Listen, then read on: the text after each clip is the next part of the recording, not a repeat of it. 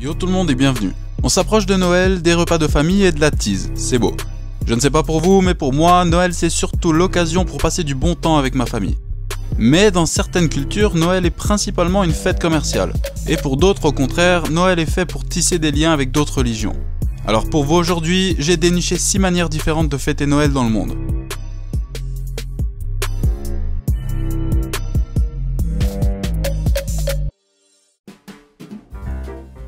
A la base, Noël est une tradition païenne, qui par la suite est devenue chrétienne. Donc théoriquement, les pays non chrétiens ne fêtent pas Noël. Mais dans le cas des États-Unis par exemple, où le christianisme est la religion la plus répandue, on fête Noël comme on se l'imagine. On peut retrouver et s'asseoir sur les genoux du Père Noël, qui est non pas au pôle Nord, mais dans le centre commercial du coin. Le 25 décembre à midi, un grand repas de famille est généralement organisé. Et dans beaucoup de ces familles, la tradition du couvert supplémentaire à table perdure encore. Vous en avez sûrement entendu parler. C'est cette place supplémentaire, appelée la place du pauvre, qui est à la base prévue pour une personne qui aurait besoin de venir manger un repas à votre table. Le partage est donc au centre de cette fête, et ça participe indéniablement à la rendre émouvante et chaleureuse. Mais la plus connue des traditions est probablement celle du cookie et du verre de lait qu'on laisse vers le sapin. Ainsi, on aide le Père Noël à prendre des forces avant de continuer à distribuer les cadeaux aux autres enfants. En Suède, Noël commence très tôt et dure tout le mois de décembre. Par exemple, tous les dimanches du mois, les Suédois se réunissent en famille pour faire un Adventscafé, qu'on peut traduire en français par un café de l'Avent. Sur la table, on retrouve le fameux glögg, qui est non pas du vomi, mais un vin chaud, et ils accompagnent le tout de raisins et d'amandes grillées. Le 13 décembre, ils fêtent la Sainte Lucie. En gros, la fille aînée de chaque famille s'habille en robe blanche avec une couronne de lumière sur la tête, puis elles défilent toutes dans la rue. Au repas de Noël, c'est souvent un grand buffet qui est proposé, le julbord. Et on y retrouve très régulièrement le julikinka, un jambon de Noël salé, du poisson mariné aussi, des pommes de terre, etc. Et pour le dessert, ils mangent un grand plateau de riz au lait à la cannelle dans lequel une amande est cachée. Celle ou celui qui la trouve pourra faire un vœu. Et perso, je trouve que cette tradition ressemble quand même beaucoup à la galette des rois chez nous. Un des symboles les plus connus est le julbok, car c'est lui et non le Père Noël qui distribue les cadeaux aux enfants. Et pour ça, les enfants doivent eux-mêmes tisser leur bouc, les mettre devant la fenêtre, et durant la nuit de Noël, le julbok part au pays des cadeaux te chercher les tiens. Alors si jamais vous souhaitez de gros cadeaux, vous savez ce qu'il vous reste à faire. Tisser un énorme julbok. Ah et au fait, le 24 décembre à 15 h, il y a un programme télé spécial Noël qui passe en Suède. Une série de vieux dessins animés de Donald Duck nommé Kalle Anka. La spécialité, c'est que ce programme télévisé est le même depuis 1959. En Islande, le pays est majoritairement de religion luthérienne, donc chrétiens protestants.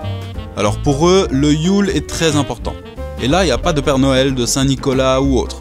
Non, chez eux, il y a 13 lutins de Noël qui sont visiblement très farceurs et pas toujours de bonne humeur. Selon la légende, les lutins descendraient en ville depuis les montagnes pendant les 13 dernières nuits précédant Noël. Leur but étant de punir les enfants qui ne sont pas sages. Donc chaque soir, un lutin passe l'un après l'autre, et si t'es pas sage, il te laissera un cadeau pourri ou une petite surprise désagréable. Blague à part, selon Wiki, ces lutins portent tous des noms non officiels, que je vous présente en français selon l'ordre dans lequel ils descendent des montagnes. Alors, il y a Arcel Mouton, Ravineur, Courteau, Lèche-Cuillère, Gratte-Peau, Lèche-Bol, Claque-Porte, Gobe-Yaourt, Chips-Saucisse, Yeux de Fenêtre, Renifle-Porte, Croche-Viande et Vole-Bougie.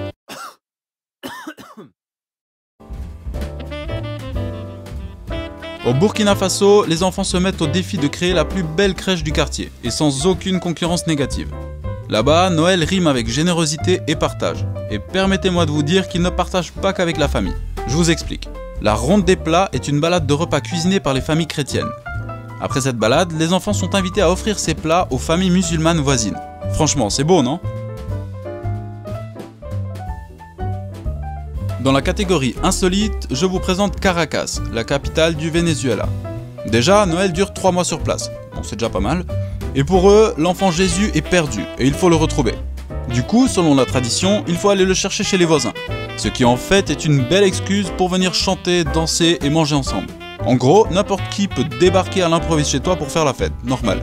Une autre de leurs traditions étonnantes est d'aller à la messe en roller.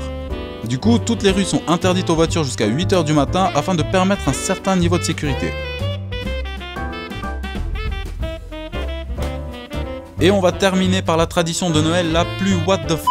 Cette tradition galloise est censée porter chance à tous ceux qui rencontrent ce truc-là.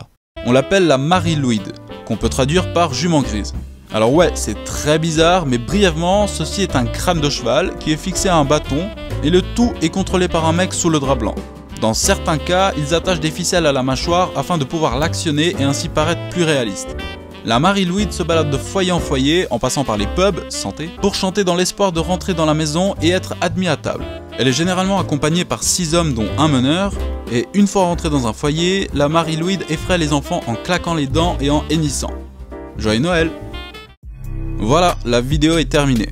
Avant de clore cette vidéo, je voulais vous souhaiter à toutes et à tous de joyeuses fêtes. Profitez de vos familles, mangez beaucoup, mais pas trop quand même, et surtout amusez-vous. Quant à moi, je vous retrouve le week-end prochain au plus tard pour une prochaine vidéo. Yo tout le monde, c'était Zano.